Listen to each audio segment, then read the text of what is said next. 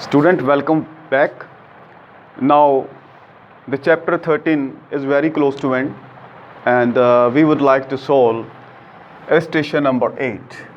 And today topic is provision for income tax. Now, today topic is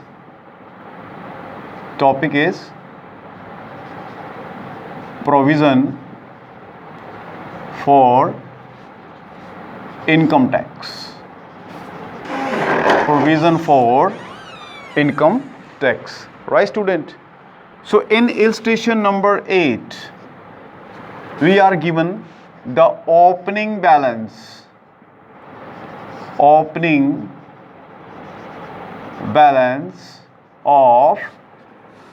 provision for income tax. Opening balance of provision for income tax is rupees 5 lakh. Are you getting my point? And profit of the current year is rupee 20 lakh. And provision for income tax rate is 30%. तो student ये आपको data दिया हुआ है। तो राजे पहले मैं आपको जनरल एंट्रीज करवाना चाहूँगा जिसके थ्रू आपको पता लगे जर्नल। राजे जब भी आप प्रॉफिट में से पैसा सेव करोगे for the provision for income tax के लिए, तो राजे आपने profit and loss account debit करना है। और प्रोविज़न फॉर इनकम टैक्स करना है क्रेडिट। और राजे प्रोविज़न फॉर इनकम टैक्स क्यों क्रेडिट है? क्योंकि ये लायबिलिटी है। इसे आप करंट ईयर का एक्सपेंस भी मान सकते हो जो कि फ्यूचर में पे किया जाएगा। पर ये एक्सपेंस जो है P&L की डेबिट साइड में शो आपको करना है, इसलिए P&L को आप क्या कर रहे हो? डेबिट। और एज एन लायबिलिटी इसको क्या कर रहे हो? क्रेडिट। ठीक है जी। तो आपको क्वेश्चन में ये एंट्री करनी है जब आप प्रोविज़न क्रिएट करोगे। तो आपकी प्रोविज़न फॉर टैक्स में ऑलरेडी बैलेंस आपके पास 5 लाख का पड़ा हुआ है और करंट ईयर का प्रॉफिट कितना राजे? 20 लाख। करंट ईयर का प्रॉफिट है 20 लाख। अगर आप इसका 30% करो तो आप क्या देखोगे कि आपका जो टैक्स अमाउंट है कितना निकलता है? 6 लाख। तो 5 लाख आपके पास ऑलरेडी है, तो राजे आप 1 लाख की प्रोविज़न और क्रिएट कर लो। 5 लाख तो आपने सेविंग कर ही रखी है, हो गए जी 1 लाख। अब आप क्या करो, इस सेविंग को यूज़ करोगे तो एंट्री क्या करोगे? Provision for income tax debit कितनी? 6 लाख। और 2 क्या करोगे? Income tax payable. अगर आपने इनकम टैक्स पे नहीं किया तो आप income tax payable word use करोगे। ठीक है जी। और अगर आप पे कर देते हो तो आप इनकम टैक्स पेएबल की जगह पे बैंक वर्ड भी यूज़ कर सकते हो। तो फिलहाल हम कौन सा वर्ड यूज़ कर रहे हैं? Income tax payable. ठीक है जी। तो अब राजे मैं बात करूंगा इसके लेजर्स की कि आप इसके लेजर्स कैसे बनाओगे। तो राजे मेरे पास 2 लेजर है। एक है प्रोविज़न फॉर इनकम टैक्स, एक लेजर है मेरे पास प्रोविज़न फॉर इनकम टैक्स, और दूसरा लेजर है मेरे पास income tax payable account. Income tax payable account.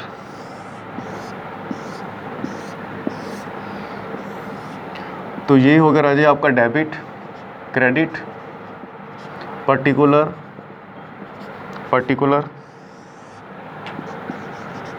Debit, credit, particular. आपको राजे प्रोविज़न का ओपनिंग बैलेंस दिया हुआ है, ये लायबिलिटी इसको क्रेडिट साइड में शो करेंगे 5 लाख का। इसके बाद आपने एंट्री की profit and loss account debit to provision for tax credit है, तो आप क्रेडिट में 1 लाख रुपये लिखोगे और यहाँ पे लिखोगे प्रॉफिट एंड लॉस अकाउंट। अगली एंट्री में प्रोविज़न फॉर टैक्स आपने डेबिट किया है तो यहाँ डेबिट में आएगा 6 लाख रुपीज़ और अपोजिट साइड बनती है आपकी इनकम टैक्स पेएबल। तो वो यहाँ पे लिखोगे आप इनकम टैक्स पेएबल। तो आप देख रहे हो कि दोनों तरफ से आपका जो अमाउंट है वो इक्वल आ गया है। ठीक है जी, एक बार फिर समझ लीजिए, 5 लाख का आपको ओपनिंग बैलेंस दिया हुआ है, 5 लाख का, वो आपने यहाँ लिख लिया। इसके बाद आपने करंट ईयर में 1 लाख रुपया सेविंग और की है, वो यहाँ पे आ गई है। ठीक है जी, और सेकंड एंट्री में आपने प्रोविज़न फॉर इनकम टैक्स को डेबिट किया 6 लाख से, तो 6 लाख रुपए का अमाउंट यहाँ आ गया। पर्टिकुलर में अपोजिट साइड लिखेंगे इनकम टैक्स पेएबल। तो अभी आपने ये सिर्फ ऊपर वाली साइड रिकॉर्ड की है। इसके बाद नीचे है इनकम टैक्स पेएबल, तो आपने इनकम टैक्स पेएबल का भी लेजर बनाया है। इनकम टैक्स पेएबल क्रेडिट है, तो आप क्रेडिट साइड में क्या लिखोगे, 6 लाख रुपीज़, और यहाँ पे अपोजिट साइड लिखोगे provision for income tax, provision for income tax 6 lakh rupees की आ गई। और जब आप ये पे करोगे, अगर आप ये टैक्स पे करना चाहते हो तो नेक्स्ट एंट्री में क्या करो, इनकम टैक्स पेएबल डेबिट कर दो, इनकम टैक्स पेएबल डेबिट कर दो, और बैंक को क्या कर दो, क्रेडिट। ठीक है जी, तो इससे 6 लाख रुपीज़ की आप इनकम टैक्स की पेमेंट कर दी। इनकम टैक्स पेएबल डेबिट है, तो यहाँ लिखोगे आप 6 लाख रुपीज़, और यहाँ लिखोगे अपोजिट साइड बैंक। तो ये भी दोनों तरफ से आपका इक्वल आ गया। तो स्टूडेंट, उम्मीद करता हूँ कि स्टेशन 8 आपको समझ में आ गई होगी। ठीक है राजे, आप देख रहे हो कि यहाँ पे इनकम टैक्स पेएबल क्रेडिट है, दूसरी एंट्री में डेबिट है, ये तो आपस में एंट्री कैंसिल होगी, तो मेन एंट्री क्या बन गई, provision for income tax to bank. ठीक है जी, आप इसकी एक एंट्री भी कर सकते हो, provision for income tax debit to bank, और ये 2 एंट्रियाँ भी कर सकते हो। तो स्टूडेंट, इसके बाद आपको जो स्टेशन 8 है ये करनी है एक बार फिर से, और इसकी फॉलोअप भी करनी है। अब राजे आप शुरू करेंगे चैप्टर 14।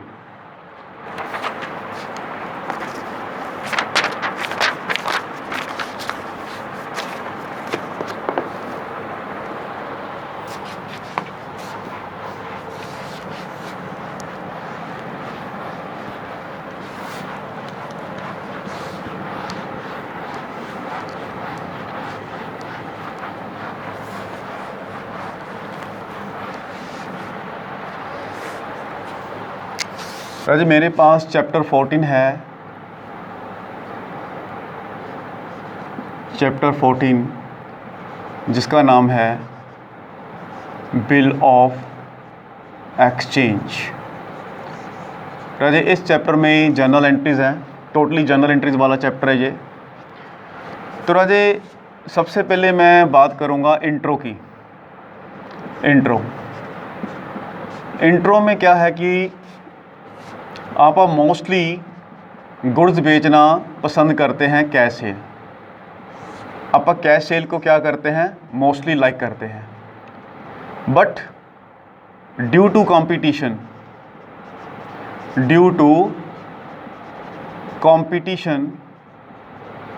कंपटीशन हमें कई बार क्या करनी पड़ती है, क्रेडिट सेल, ताकि हमारा कस्टमर ख़राब ना हो। लेकिन क्रेडिट सेल में बेसिक प्रॉब्लम किसकी आती है, कैश पेमेंट की। कैश पेमेंट की हमें प्रॉब्लम आती है। तो ये प्रॉब्लम को कैसे सॉल्व किया जाए, तो आप क्या करते हैं, अपने कस्टमर से, ठीक है जी, अपने डेटर से या परचेज़र से एक रिटर्न डॉक्यूमेंट साइन करवा लेते हैं। रिटर्न डॉक्यूमेंट साइन करवाते हैं जिसमें उसने प्रॉमिस दिया होता है कि एक पर्टिकुलर टाइम के बाद वो हमें पेमेंट करेगा। तो ये जो आपका इंस्ट्रूमेंट है, इसको टेक्निकल लैंग्वेज में नेगोशिएबल इंस्ट्रूमेंट कहा जाता है। इसको टेक्निकल लैंग्वेज में नेगोशिएबल इंस्ट्रूमेंट कहा जाता है। ये राजे बिल ऑफ एक्सचेंज भी हो सकता है, बिल ऑफ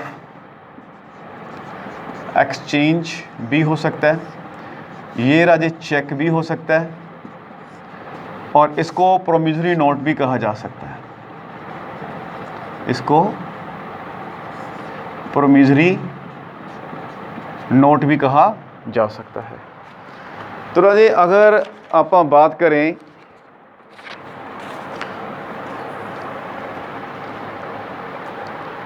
प्रोमिसरी नोट की, तो मैं राजे आपके सामने बात कर रहा हूँ प्रोमिजरी नोट, प्रोमिजरी नोट की बात करूँगा। तो राजा प्रोमिजरी नोट की आप डेफिनेशन पढ़ेंगे। प्रोमिजरी नोट में ये लिखा हुआ है, an instrument in writing, an instrument in writing, an instrument in writing containing an unconditional undertaking, containing an unconditional undertaking signed by the maker, signed by the maker, signed by the maker, signed by the maker to pay certain sum of money, to pay certain sum of money, to pay certain sum of money only to or to the order, only to or to the order, only to or to the order of certain person, of certain person, or to the bearer of the instrument, or to the bearer of the instrument। तो ये है definition आपके promissory note की, कि promissory note एक ऐसा written document है जो कि अनकंडीशनल, जिसमें अंडरटेकिंग है। ठीक है जी। इसमें जो बंदा लिखेगा वो साइन करेगा कि वो एक पर्टिकुलर मनी जो है, सर्टन मनी सर्टन पर्सन को पे करेगा, ठीक है, या जिसके पास ये डॉक्यूमेंट होएगा उसको, प्रोमिसरी नोट का डॉक्यूमेंट जिसके पास होएगा उसको वो पर्सन पे करेगा। लेट इट सपोज कि ए ने वो लिखा प्रोमिसरी नोट, ए ने ये प्रॉमिस किया कि वो बी को पैसे देगा सर्टन अमाउंट, और सर्टन पर्सन कौन है, बी को पे करेगा। और या बी के कहने पे अगर ये डॉक्यूमेंट किसके पास आ जाता है, सी के पास, तो ए सी को भी पैसे पे कर सकता है, क्योंकि इसमें ये लिखा गया है कि ये डॉक्यूमेंट जिसके भी हाथों में होगा, चाहे वो बी के हाथों में है चाहे वो सी के हाथों में है, तो ये बंदा उसको पैसे पे करेगा। तो बिरियर का मतलब जिसके हाथों में डॉक्यूमेंट होएगा। एक्चुअल में ये प्रॉमिस बी को ही कर रहा है, पर उसमें ये भी लिखा जा रहा है कि अगर ये डॉक्यूमेंट बी के बजाय किसी और के हाथों में हुआ तो ए उसको भी पैसे पे करेगा। तो ये है आपका प्रोमिसरी नोट। तो अब राजे प्रोमिसरी नोट की कुछ फीचर्स हैं, उसको आप डिस्कस करेंगे। इस प्रोमिसरी नोट के कुछ फीचर्स हैं, उस फीचर्स को डिस्कस करेंगे। FEATURES features. तो प्रोमिसरी नोट्स के तो पहला है रिटर्न। ये जो प्रोमिसरी नोट है इसकी राजे पहला फीचर है कि इट मस्ट बी रिटन। ये क्या होना चाहिए, रिटर्न में होना चाहिए। और इसका सेकंड है, इसमें प्रॉमिस होएगा, प्रॉमिस टू पे,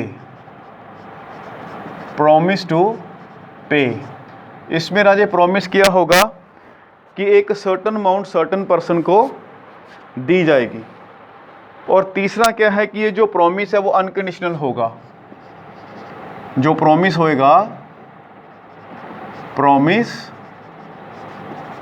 मस्ट बी अनकंडीशनल। तो प्रॉमिस क्या होना चाहिए, अनकंडीशनल होना चाहिए।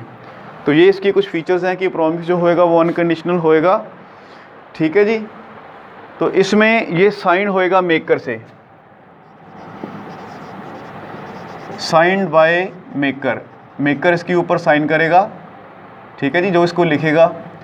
और मेकर भी सर्टन पर्सन होएगा, मेकर मस्ट बी सर्टन, ठीक है जी, एग्जिस्ट होना चाहिए मेकर, तो मेकर मस्ट बी सर्टन होएगा, ठीक है जी। और इसमें अमाउंट भी सर्टन होएगा, amount must be certain, amount भी सर्टन होना चाहिए, और पेई जो पैसा रिसीव करने वाला है वो भी सर्टन होना चाहिए, जिस बंदे ने पैसे रिसीव करने हैं, ठीक है, ही और शी मस्ट बी सर्टन, तो वो भी सर्टन होना चाहिए। तो ये है इसके कुछ फीचर्स, ठीक है स्टूडेंट। और दूसरा क्या चीज़ है कि प्रॉपरली स्टैम्प्ड होना चाहिए, ये जो है it must be properly stamped, it must be properly stamped, तो ये प्रॉपरली स्टैम्प्ड होना चाहिए, ठीक है। तो स्टूडेंट उम्मीद है कि आपको चैप्टर की जो स्टार्टिंग है वो आपको समझ में लग गई होगी। अब राजे मैं बात करूँगा कि ये जो प्रॉमिसरी नोट है इसमें पार्टीज़ कौन सी होती हैं। पार्टीज़ टू प्रॉमिसरी नोट, एक राजे इसमें होएगा मेकर, मेकर जिस बंदे ने पैसे जो है, मेकर समझ गए आप, जो ये प्रॉमिस लिखेगा मेकर। और दूसरा होएगा पेई जिसने पैसे रिसीव करने हैं, maker who right the promise, वो मेकर होएगा। पेई who receive the money, who receive the money, ठीक है जी। तो स्टूडेंट ये जो आपका नेगोशिएबल इंस्ट्रूमेंट क्या होता है, ठीक है जी, इसको लर्न करें। प्रॉमिसरी नोट क्या होता है इसका मीनिंग लर्न करें, ठीक है जी। और हमें ये जो नेगोशिएबल इंस्ट्रूमेंट है इनकी ज़रूरत क्यों पड़ी वो लर्न करें, फिर इसके फीचर लर्न करें, इसमें कौन कौन सी पार्टीज़ हैं वो लर्न करें, ठीक है स्टूडेंट। तो अपना वीडियो नेक्स्ट वीडियो में हम देखेंगे कि बिल ऑफ एक्सचेंज क्या होता है, ठीक है राजे। और इसकी कुछ जर्नल एंट्रीज़ हैं वो आपको सिखाई जाएंगी। टोटली चैप्टर जर्नल एंट्रीज़ वाला है, आपने सारी एग्जाम्पलों के साथ साथ फॉलो अप करनी है, बैक एक्सरसाइज करनी है, ठीक है राजे। अगर इसमें कोई प्रॉब्लम है तो राजे आप ऑनलाइन क्लास में डिस्कस करेंगे, इसको नोट कीजिए, ठीक है राजे। और नेक्स्ट वीडियो में हम फिर मिलेंगे नेक्स्ट टॉपिक के साथ, bill of exchange. Thank you.